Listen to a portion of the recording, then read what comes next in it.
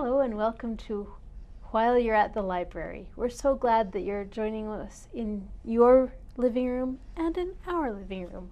We know that this is our living room because we are living in it. Oh, it's good to join you. We have a lot of books to talk about today, and I'm Catherine Poulter, the hostess, I don't know, the spokesperson of this group at the moment, but we all take our turns. And I'm a children's librarian. Next to me is John. Hello. And then there's Kathann. Hello. What do you do? Oh, what does John do, first of all? Oh, I work in reference. He's Oh, very first. good. Or at least I look like I'm working most of the time. Mhm. So, yeah, Great. reference. Thank so you. come and see me in reference. Ask for my Refer help. to John. I'm Kathann Hendricks. I'm the young adult librarian and the 3D printer lady. That's right. Very true. Becky. I'm Becky Hadley, and I'm the lead circulation librarian. I'm Trent Clegg, and I am also a reference specialist. Very nice. Well, Trent, let's start with you. I see you brought a stack of books. Tell us about I did bring what a you'd like to. stack of books. First book I'd like to talk about is Kind is the New Classy Nice. by Candace Cameron Bure. You might know her from Full House or Fuller House. She also did a stint on The View. She's been active in Hollywood since she was a child. Her brother Kirk Cameron was on Growing Pains, so Anyway, but Kind is the New Classy. This title attracted me because I'm on the Kind committee for Kind Community. That's an organization here in town. And so I thought, well, I wonder what she has to say about kindness. Well, apparently she has a lot to say about kindness. From the jacket flap, things that you will learn how to do by reading this book. You will learn how to keep your cool under pressure, respond to criticism with grace, stay grounded yet go places in life, stay true to who you are despite the expectations of others, and to stay centered in what ultimately matters the most. Now, Mrs. Bure has a lot of experience dealing with a lot of those things because, in Hollywood there are a lot of people who want you to do certain things or be certain things. And so she had to work really hard to figure out who she was and then how to assert who she was while still being kind. Mrs. Bure is a Christian, and that definitely is something that runs throughout this book. She definitely does not separate her faith from the premise of her book. In fact, the two are pretty much inseparable for her. And she addresses this book mainly to women, but I think that there's also a lot that can be found for people of any gender in this book about kindness. And I was able to read through the first part of this book, the introduction, and in it she begins the book by talking about the shooting in San Bernardino. I believe it was at a school.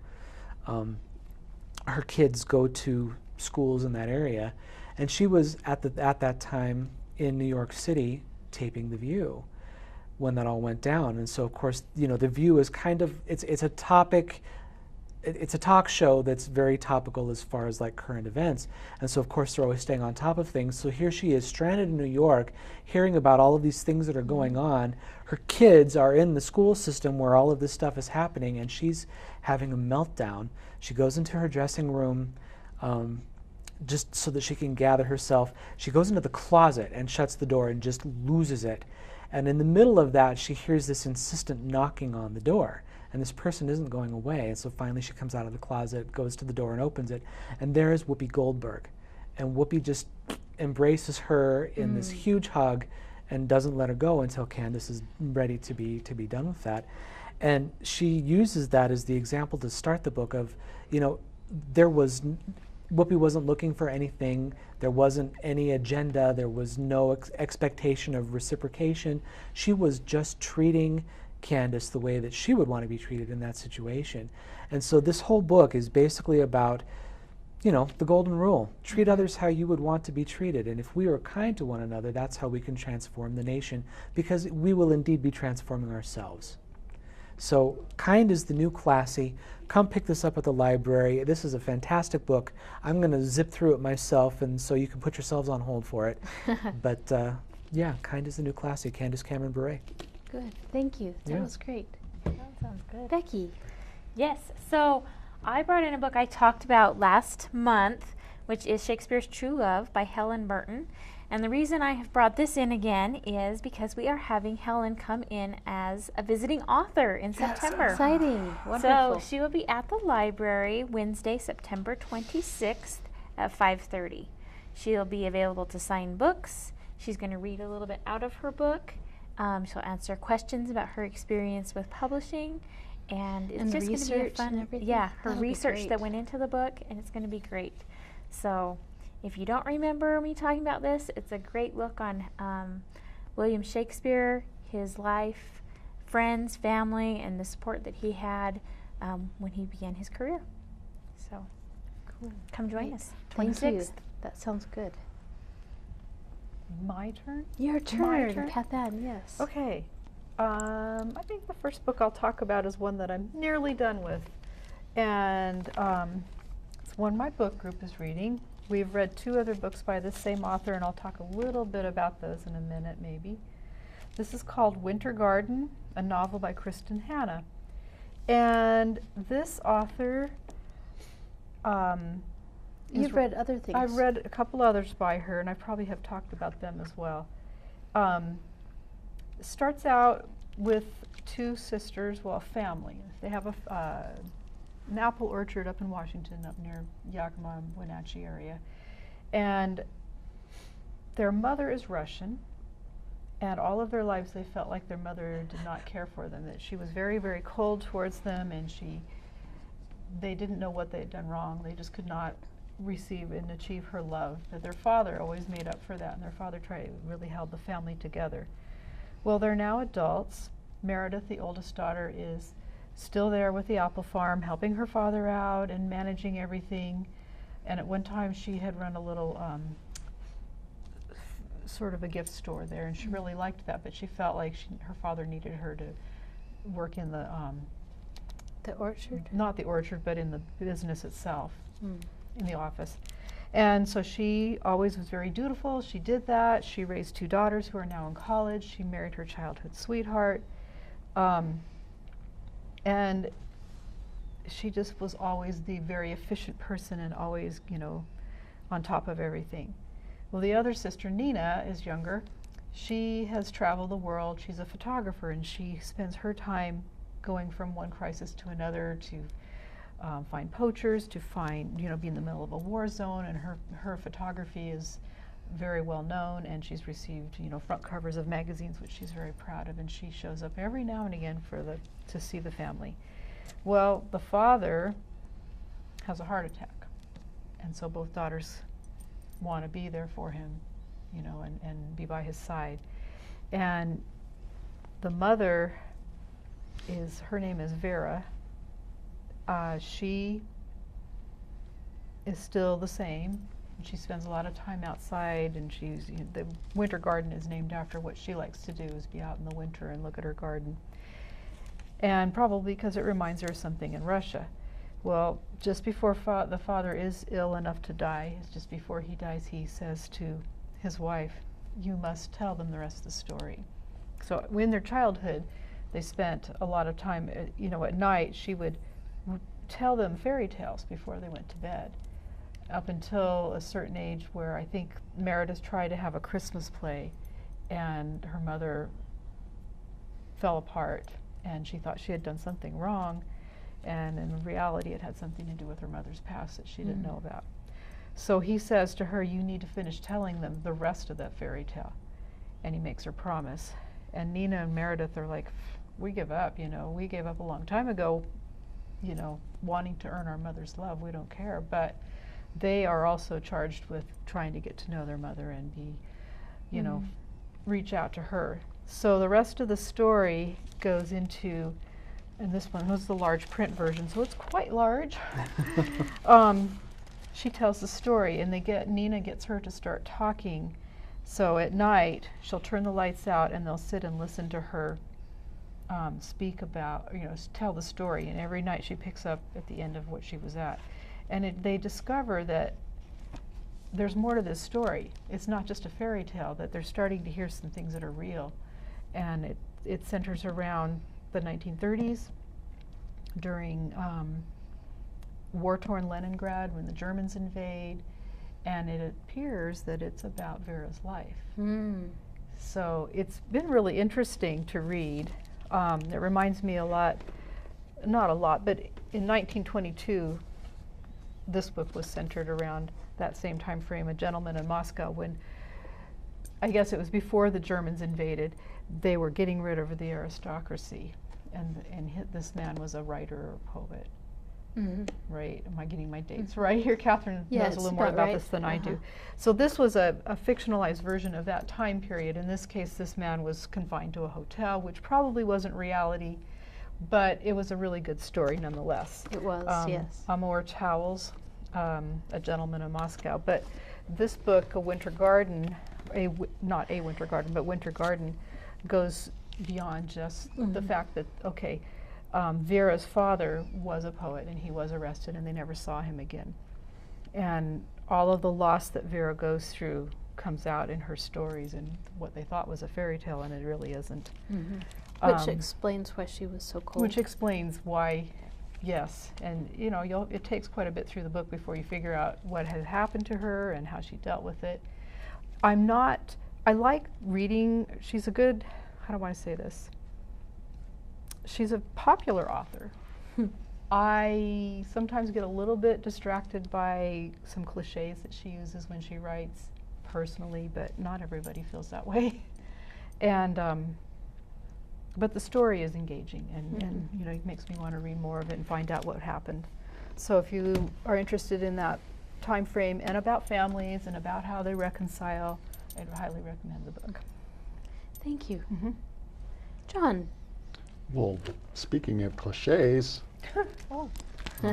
this book is The Twilight of the Gods, and it's rock criticism. Ooh. And rock has kind of evolved into this sort of bloated, self-indulgent, kind of a art form that is almost a parody of itself in a lot of ways. But I grew up with it, so it's part of my past. So I've recently been reading some rock critics, and I find that I enjoy reading the critics as much or more than listening to some of the music. Really? Because of the things they say. So is that a critique of Pink Floyd? No, this is actually a critique of rock music in general. And he talks about, this fellow loves rock. He loves the music, and it shows in his writing. And he came to it late. So he talks about seeing The Who after John Entwistle had died. He died a month before. And Keith Moon died a month before this man was born. So he came to it late. And but he talks about going to see The Who and having all this anticipation, and then after Entwistle died, he wonders, well, maybe I shouldn't go see them. Maybe it'll be a disappointment. And he goes, and it's not a disappointment. And it's kind of like, there's this whole kind of a self-fulfilling, event. The idea of a rock show as an event, and people they buy the tickets, and they spend a lot of time looking forward to it, and by the time they actually get in and are watching it, there's hardly any way it can be anything other than fantastic. And for a true fan. So he writes about that, and he writes about Bruce Springsteen, and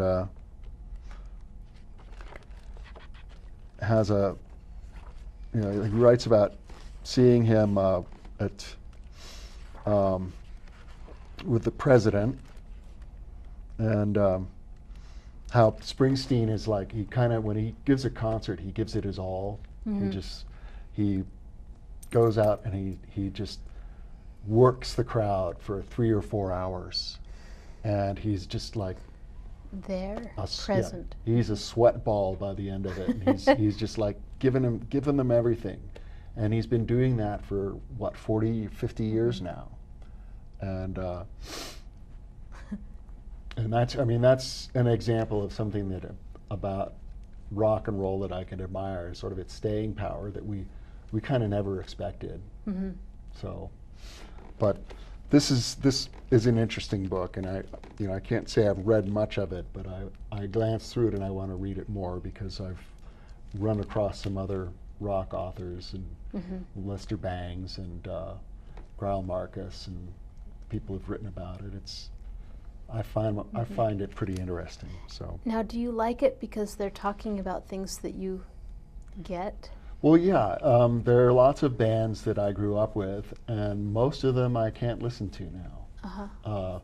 But a few of them I can, and like the Rolling Stones, oddly enough. You can still listen Oh to yeah, them. I can still listen to them. A lot of the more blues-oriented rock and roll is still stuff that I can listen to. An example of something I can't listen to now is like, it's kind of pointless, is Jethro Tull. It's like, if I hear 20 seconds of a Jethro Tull song, That's enough. I play the rest of it in my head. I might as well just shut it off and go listen to it on the tape loop in my head. And it's kind of pointless to even bother listening to it.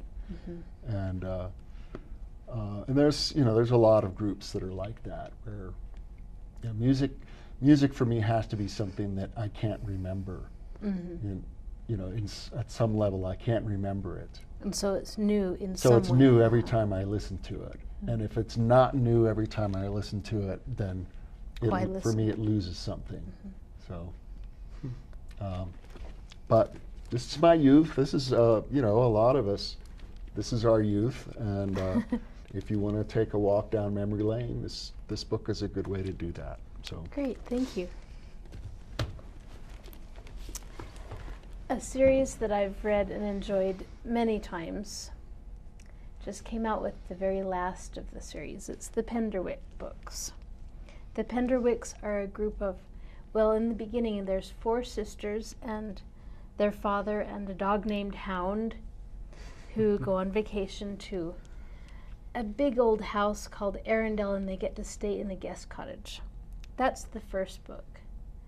Then they meet people in that book that continue on to the next one, and the next one, and the next one, and finally this is the 5th in the series and the last. It's called The Pender Wyx At Last.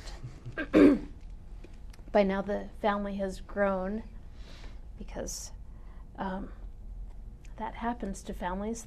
Children get older. And in this book, the oldest sister is preparing to get married, and the grown children get to go back to that Arundel where they originally met some of the other characters. And this is a beautiful story. Again, it's charming and home-like, and it just seems like I've known these characters forever. And this book, I thought it would just be sad because it's going to be the last one, but no, it's just as charming and just as intriguing as the rest. So I recommend now, if you've been waiting, to read all of the books at once. Not only is it a speedy reader kit where you can check out all of the books and read them at the same time, or read them in close succession, but you can also check out this one if you've already read the series and want to read the last one. So, The Pender Wyx At Last, one of my favorite books, and I think you'll like it too. How long has that series been going? It was written back in, oh goodness, about 10 years ago or so. Okay. And now the last one has come out. And the kids are about 10 years older than they were. Cool. So it's very good. Yes, go for it. Alrighty. Right. Well, the next book I'd like to talk about is called The Strange Case of Dr. Cooney, How a Mysterious European Showman Saved Thousands of American Babies, by Don Raffel. I first became aware of this book in the Book List magazine, which is a magazine that we librarians use to figure out what's coming out that's new and cool. And the cover was intriguing because, you know, you've got a lit up amusement park from the turn of the 20th century, and the font that they used for the cover was intriguing. But then when I started looking into the story, Dr. Cooney was a proponent of using incubators for premature babies long before anyone in the rest of the medical establishment thought that it was worth doing. Hospitals didn't have incubators for premature babies until 1950, 1951. Wow. Yes. Before that, if you were a premature baby, it was very likely that you were going to die. And you know, along about the turn of the 20th century, you also had a eugenics movement, which was basically about improving humanity through allowing, well, through breeding, yes, allowing weak people to die off and not reproduce, and only the strong and valuable would reproduce, which, you know, some of the roots of World War II were in that. So Dr. Cooney was not only fighting the medical establishment, he was fighting the whole movement that didn't believe that premature babies should even be saved. And so how he did that was he would have 4 or 5 or 6 incubators, and they would be part of a sideshow. So alongside these you know, 5 or 6 babies that were basically on display, you would also have, you know, the bearded lady and jungle animals and all Were kinds they of showing them off as tiny, teeny tiny babies? itty bitty babies. Now, he always had nurses there. Like, these babies were being cared for, but, you know, the public didn't often get a chance to see a live premature baby or one that was so tiny, and so people would pay money to see. And he would use the money that they got for people paying to see them to pay for the care of those babies. And he took on somewhere in the vicinity of 7,000 babies in the time that he was doing this. And out of that number, about 6,500 survived. I might be getting the numbers wrong. It might be that he took over 8,000 and 7,000 survived, but somewhere in that vicinity. And but the thing about this book, I mean, Dr. Cooney, the people have known about him for a long time. I mean, like, it wasn't like he was hiding this in the shadows. It was for everybody to see. But what this book is about, he had secrets. And this book, the author of this book basically kind of dug out all of his secrets, where he was really from. Was he really a doctor, or was he not really a doctor? You know, did he steal one of the babies that had been left in his care? I mean, there are a lot of questions that she does research to and answers in this book. But through this book also, I mean, you know, for us, we take for granted that if you give birth to a premature child, they're going to do everything that they can to help that child survive. But back when this book was taking place, basically, that wasn't for granted at all. So The Strange Case of Dr. Cooney. And if you like mystery stories, if you like, you know, true things all at the same time, this is the book for you. What was considered premature at that time? Just before term? Anything before term? 3 months, 4 months, you know. A baby that's been gestating for 3 months needs neonatal care, and so that's a premature baby. A baby that's 4 or 5 months can sometimes survive outside of the womb, but it's not as likely. I mean, you all that have had children would know more about that than I would. So I was just wondering what they said there. If it was more size. Yeah. Wow. Thank you. Yeah. I'm glad that you figured that out. Yeah. So I've been looking for books for the 50/50 book quest. Yes. So I brought a few to show you today. So I needed one off the bottom shelf, and I picked this one because of the title. If you find this. Woohoo. It was on the bottom shelf. Is it a children's book? In the kids section, It looks yes. like it, yeah. So, I love how this says, Nicholas may be a music and math genius, but he's never had to solve a problem like this before. So his father has lost his job and has moved to another town because that's where he was able to get a job. They've put their house up for sale. Things are not looking good, but he wants to stay there because the tree that they planted when his little brother died is in that yard, and he doesn't want to leave the tree that he symbolizes as his brother. So right off, you've got that attachment right there. Well, then all of a sudden this grandpa that he never knew about shows up. And his grandpa kind of seems a little crazy. He apparently has been serving in prison for several years, and his time has been served, and so now they're going to put him in a nursing home. He's in his 80s, but he keeps telling Nicholas, if you can find my treasures, your house can be saved. And he's hidden these treasures throughout the neighborhood, supposedly. But he won't tell him where they are? He doesn't remember because He's a long time sometimes ago. he remembers things and sometimes he doesn't. Well, he ends up getting put in the nursing home, and Nicholas is just, I've got to help Grandpa save and get his treasures. So he goes to help his grandpa escape. And I love this scene because they escape wearing disguises. And big noses. also, I'm not going to tell you. Also, another kid from school decides they need to see what these guys are doing. So he grabs his grandpa from the nursing home and they follow him. Now, they end up hiding these two grandpas in the ghost house. Now, this is the house. Is it the most seriously haunted house in all of... Everybody thinks this house is haunted. Everybody. Well, it comes out that this was Grandpa's old house. So he knows everything about this house, and it's not haunted at all. So, as they go on searching, every time Grandpa remembers something, the other Grandpa writes everything down, and pretty soon they think they might have all of the clues to go find the treasure. Anyways, it's hilarious. One of my favorite parts in here is the friend's grandpa was a librarian. So he knows how to file things and keep track of things. Hilarious. So this was my book off the bottom shelf, and I think you can totally judge by the title on this one if you find this. And it was one that was kind of fun to read. It does have these little, I don't know if you can see, things throughout, like it will say this in piano, say this as forte. Oh, cool. If you listen to the audio, the reader does it like that. It's awesome. So Do we have the audio We have then? the audio. Oh, nice. So yes.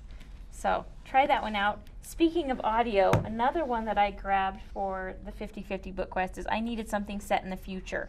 So Ready Player One is what I grabbed. I will let you know if you're going to do the audio. You might want to make sure there's not kids in the car. There is a lot of swearing in this one. I didn't realize that, and I had children in my car. Anyways. Did they learn new words? Volume up, volume down, volume up, volume down. Or they don't hear at home, that's Mute. for sure. So this one takes place, I'm sure a lot of people know about this one, takes place in the future.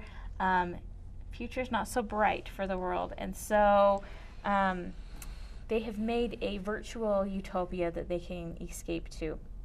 And the person who has made this, it's called the Oasis, has passed on. And in the Oasis, he has hidden what they call the Easter egg.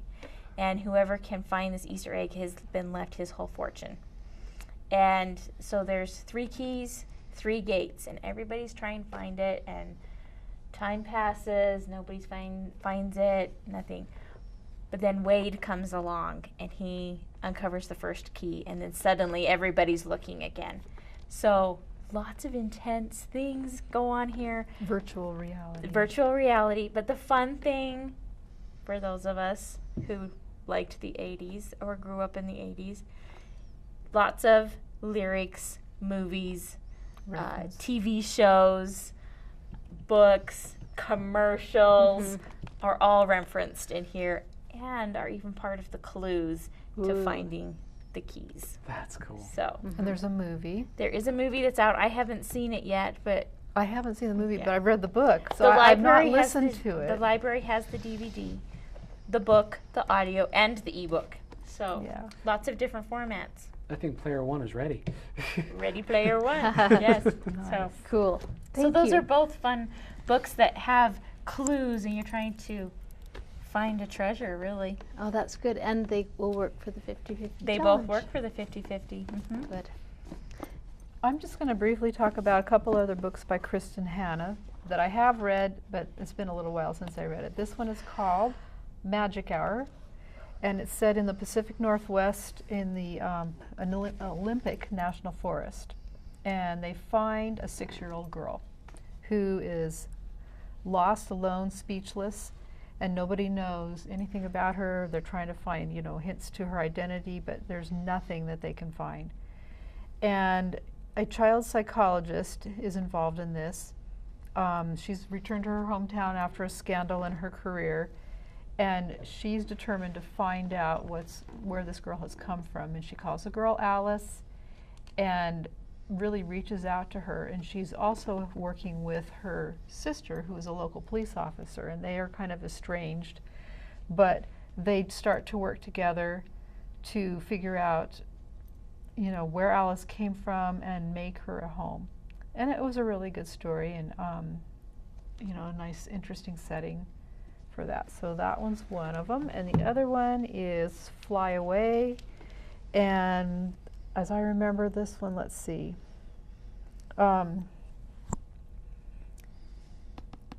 There are, Tully Hart is a real big, what do I want to call it, television personality. And she has a really close friend, Kate Ryan. And Kate, I think Kate has cancer or something. And so she tries to make a promise to her best friend that, she'll take care of her family and she'll be there for her kids, even though she herself has never had children. It's very interesting, to see the relationship between the two of them and how different they are. And Tully has a problem in her past with her mother. Her mother's kind of transient, and she's not been very close to her in a while. So it's just about the growth of her, and how she works with the family, and still learns how to become something else herself. So that's another interesting one by Kristen Hanna. Great, thank you. I think I've already spoken about this book once, but I hadn't actually read it at the time, and I've read it since then. And this is by Lawrence Wright, who wrote The Looming Tower and Going Clear. And this is really his love letter to Texas, because he's a native Texan. And Texas has a kind of looms in people's minds as sort of a conservative, really conservative state. When people think of Texas, they think of oil. They think of the problems along the border with migration, illegal migration. But he kind of points out some anomalies in its history that are kind of interesting. He talks about Lyndon Johnson. And Lyndon Johnson was really the prime mover of of ending segregation in this country, and the Voting Rights Act, and making a lot of changes to the law of the United States to empower disadvantaged African Americans, people of color. And Johnson was a Texan, and he was a bigger than life Texan. He was brash, and he was kind of profane, but he was from Texas. And then what kind of pushed Texas to the right was actually what Johnson did. And so he writes about that. He's from Austin, so an awful lot of the book is, it's kind of Austin-centric. He talks about what Austin was once a pretty small town. And I remember visiting it briefly in '78 when it was kind of in the middle of making its leap into bigness. And it's just kind of spread out since then, become a big city, a pretty big city. But it's Austin has become kind of a cultural center for the whole country with its music scene, and he discusses that. And it was just a really fun book to read because it was affectionate and you know, he talks about a lot of the kind of, you know, sort of I guess stereotypes of Texans, like how they love guns and Do they? well, some of the most prominent ones do. So, but you know, even when he's talking about people that he maybe disagrees with about a lot of things, there's definitely a kind of an affection. In it, and that's what I really enjoyed about the book was that sort of non-judgmental kind of approach to it that he had, which is pretty different from well, Going Clear about Scientology was really a pretty negative book on Scientology. But in this one, it's kind of like, you know, it's very affectionate. Warts and all, he loves it anyway. So, and if I were going to write a book about someplace that I love, this is the kind of a book I'd want to write. Is God Save Texas. Great. A Journey into the Soul of the Lone Star State. Lawrence Wright. Nice. Thank you. That does sound interesting. I brought 2 board books with me. One of them is Around the World in 80 Days, a transportation primer. So this is a series of books that takes classic literature and puts them into board book form for toddlers. And in this book in particular, it has quotes from the actual book, the big thick one that takes a long time to read, but this breaks it down into the different transportation that was used. For example, here's a train, and it says, "The locomotive produced a loud whistle, and the train disappeared into the night." And it goes from trains to steamship and a palanquin, an elephant. The elephant was fetched and fitted out without delay. A carriage, a schooner, a sled, a cargo ship, and finally, a balloon. No bicycle? Well, they didn't have that many pages in this book to, but there's a lot of transportation. So this is classic literature condensed down into a board book. And then here is an ABC book with classic literature. And each of the letters talks about a different book that it's from. A is for Aladdin. And Aladdin is a poor boy who finds a magical lamp in Arabian Nights. B is for Becky. Becky was a serving girl in Sarah Crewe's friend in A Little Princess. It goes all the way through the alphabet. F is for Fezziwig. H is for Huckleberry Finn. J is for the Jabberwock. So many good ones. K is for Kitty Bennet. Kitty Bennet is one of Elizabeth Bennet's silly sisters in Pride and Prejudice. T is for Toto. We know Toto. We know Toto. Dog, Toto. S is for Sherlock. U is for uniform. Mr. Wickham is a soldier and wears a uniform in Pride and Prejudice. V is for Van Helsing. Wow. Dr. Van Helsing is a doctor and vampire hunter in Dracula. W is for Wuthering Heights. X is for X-rayed. The monster in Frankenstein is having his body X-rayed. Y is for the Yellow Brick Road, and Z is for Xebec. A Xebec is a sailing ship like the one used by pirates in Treasure Island. So, an ABC book based on classic literature also. So I like those 2 board books.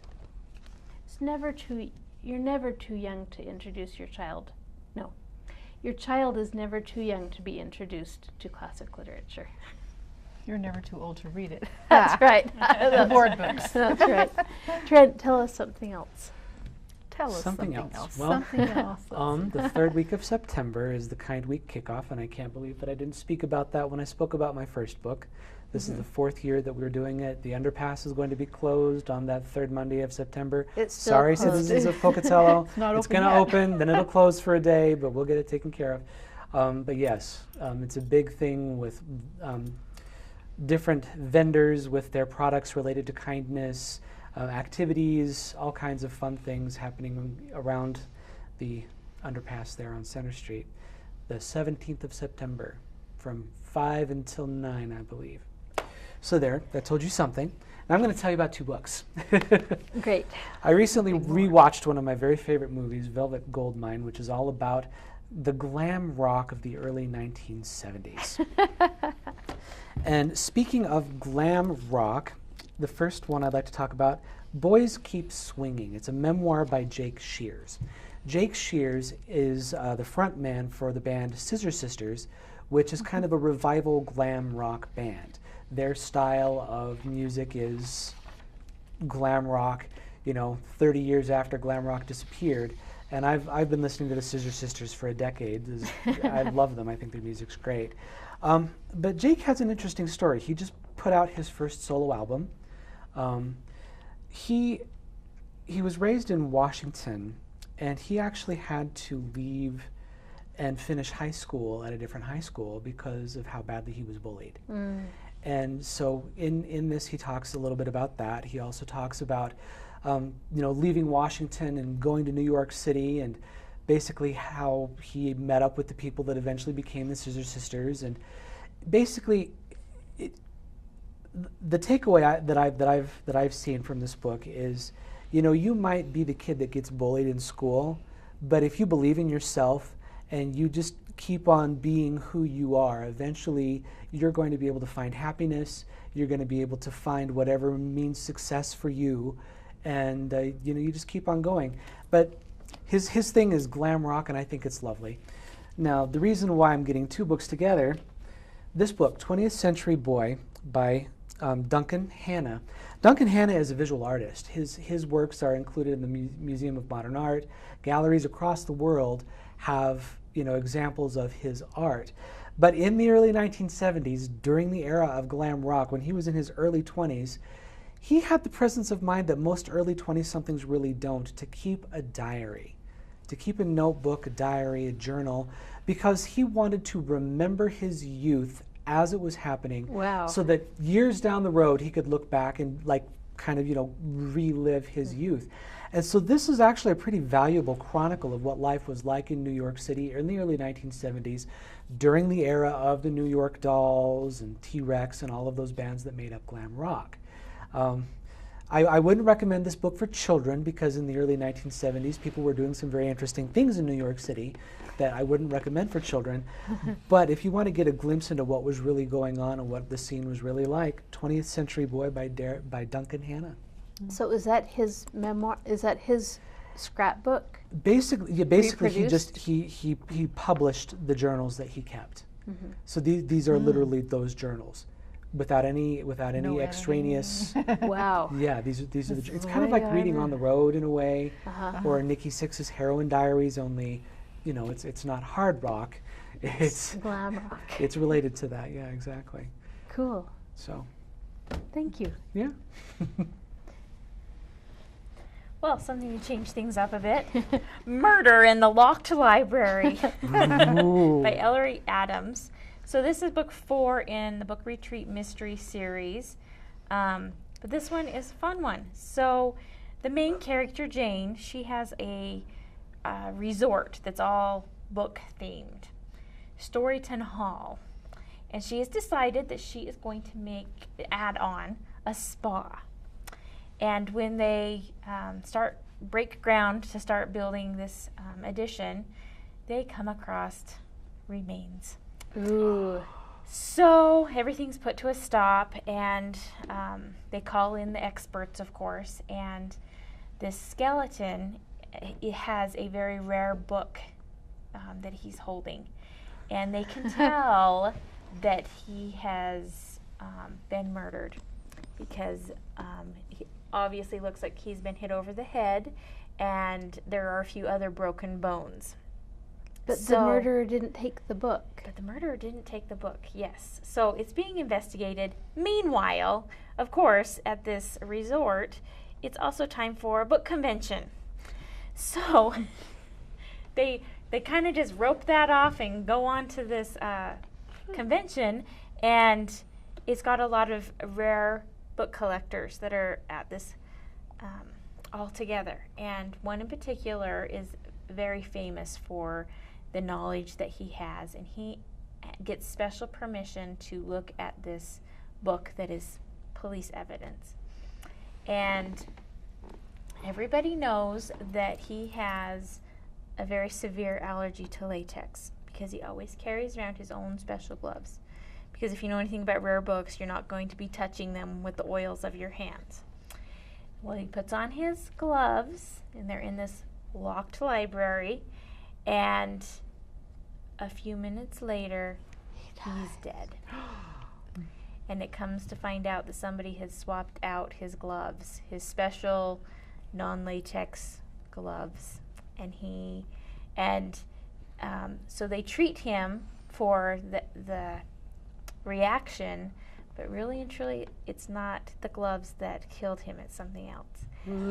I don't want to give it all away, but because of the EpiPen that they give him and all that, it makes the poison go faster through him. So now they know that this book that is being studied is something very, very important, worth killing over. So, murder in the locked library, But two dead bodies, if you want nobody to say. takes the book. It's part of a series. What series is this? The Book Retreat Mysteries. This is fascinating. Why haven't Yeah. we read these before? Brent, I will show you where they're at. They're I'd all love in it. the paperbacks. So this one's a fun one. Another really fun one that's off the new bookshelf, and I haven't quite finished it, is The Island of Sweet Pies and Soldiers. This one is another World War II. I've been reading a lot of World War II books lately. So this takes place on Hawaii, and The big island? Oahu? Which island? I can't remember. Is it where Honolulu is? No. One of the islands. We're all wrong. I don't know. I can't remember what island. They always just refer to it as the island. Huh. Anyways, the ladies there have decided to sell pies to the soldiers because they just want to make something familiar for the soldiers to have before they head off to the next place they need to be. And there's a lot going on here. There's a particular mother and daughter, and the husband has just disappeared. And so there's kind of a little bit of a mystery going of what has happened to him. Are they going to be able to find out? Does it have to do with the war? Does it have to do with him helping some of the Japanese people on the island? Does it have to do with the soldiers? Anyways, so this one's a fun one, but it shows how the women on the island band together. So, Island of Sweet Pies and Soldiers. We'll Cool. find out. Yes. What island later. Okay, I am going to talk a little bit about a book that is being made into a movie and its relation to some real stuff. So, I have talked about The Hate You Give before, and it won a Coretta Scott King Award, and it also won, well, it got a Michael Prince Honor Award, and that means that this is a well-written book for young adults. And the Coretta Scott King Award is the book for nonviolent social change. I can't read the rest of it on here. Peace, Brotherhood, and Nonviolent Social Change. It's named after Coretta Scott King, of course. And this story is about 16-year-old Star Carter. I loved the book. It was very well written, and I watched the book trailer or the movie trailer, and it's I got chills watching it. It was really, really good. Star lives with her family in a poor neighborhood, but she doesn't attend school there. Her parents want better for her. Her father has served some time in jail, and her mother is a nurse, but they want her to, get a good education, and so they have her go to a prep school that's not in their neighborhood. And she's, lives an uneasy balance between the two worlds. And she comes home, she's home one time, and she gets talked into going to a party with a friend who's been a childhood friend forever. And as there's some unrest develops at the party, and so they decide they need to leave before something goes wrong, as she doesn't really care about being there. And as they're driving away, their car is pulled over. And the police officer that pulls him over immediately yells at him to get out of the car and put his hands on the car as if he's done something wrong, because he has heard shots fired somewhere, so he wants to make sure it isn't them. Her friend Khalil reaches into the car to get his brush because he doesn't think anything of it, as his act of reaching into the car causes the police officer to shoot him and kill him. So the story goes on from there. Lots of protesting. There's, his death is a national headline. People are saying he was a gangbanger, he was a drug dealer, and Star alone knows what really happened, and she knows the truth about the whole situation. But so now she has to make some decisions about what she should say. If she starts speaking out, then the local drug lord is after her, and she has to make some really tough decisions. And I thought it was really, really well written. The current situation that it brings to mind is just something I saw in the news yesterday about the police officer in Texas that was charged for the shooting death of a 15-year-old boy. Similar situation. The boy had attended a party. He was a freshman. They got in a car to leave. Police had come because they'd heard there was underage drinking. While they were investigating that, they hear shots fired. They come out of the house and they see a car driving away.